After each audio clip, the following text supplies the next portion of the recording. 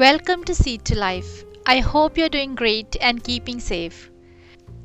As winter is approaching, I'm cleaning up my garden gradually.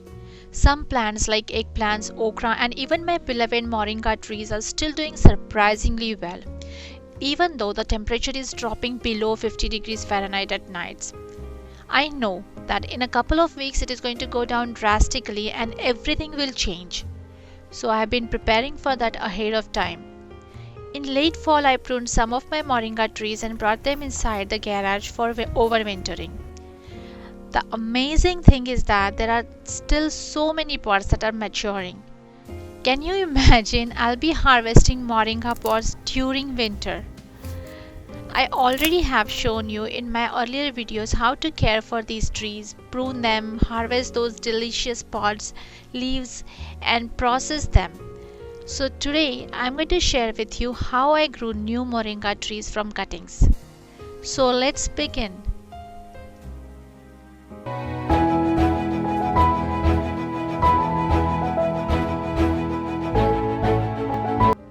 Moringa needs frequent pruning, so I did a major pruning about 3.5 months back in mid-August. Near the end of this video I will show you how the pruned trees are doing today. I just dropped these cuttings in a bucket filled with 4 to 5 inches of water. I did not even bother to remove the leaves completely. It even had some pods on it for a few days until I harvested them from the cuttings. I placed the bucket in a semi-shade area and changed the water about every 2 to 3 days. Within just a week, I saw the white bud-like projections, or maybe the root buds, developing on the branches that were dipped in the water. These buds eventually become roots. You can see here the elevations on the roots. It is possible that I could have just planted them directly and they would have grown. But by allowing the roots to grow first, I think I increased the chances of success. Once these white root buds developed, I did not plant these cuttings immediately but waited for another week or so before planting. Finally, one day I planted them in well-draining soil in pots. The soil was a balanced potting mix made up of garden soil, some perlite and compost, to which I added bone meal and blood meal and some azomite. This combination always works well for me. To plant the cuttings, I took 3 to 5 gallon containers and added some potting mix to it. Then just dug a hole in the center of the pot with a stick and centered the cutting into that mix. Then I added more soil and stabilized the cutting in the pot.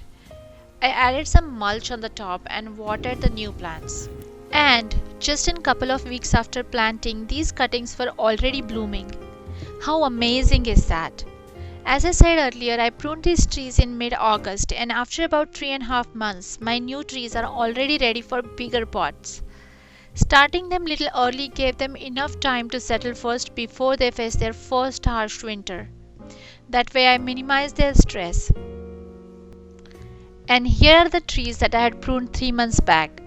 They are already blooming. If I'm lucky, then maybe I'll get some pods from these trees before the temperature drops. So now, when I look at the moringa trees, I know why they are called as the miracle trees. It is wonderful how with only minimal resources, these trees grow so fast and provide so much nutrition. Nothing goes waste.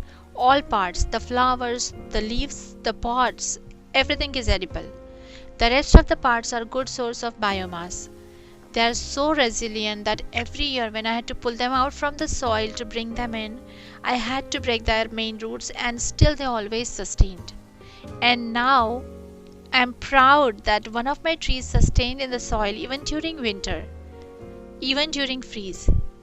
I will share with you how I wrap up my trees in winter. I hope you find this video useful. A big thanks to you for watching my videos and supporting my channel Seed to Life. Please click subscribe for more such videos and updates. Click the bell icon to get notified about future videos, and feel free to reach out to me through comments, Facebook, Twitter or Instagram if you have any questions. I am posting the links in the description. I would love to hear your suggestions and would like to know the news of your garden. Happy gardening! Thank you again. See you soon.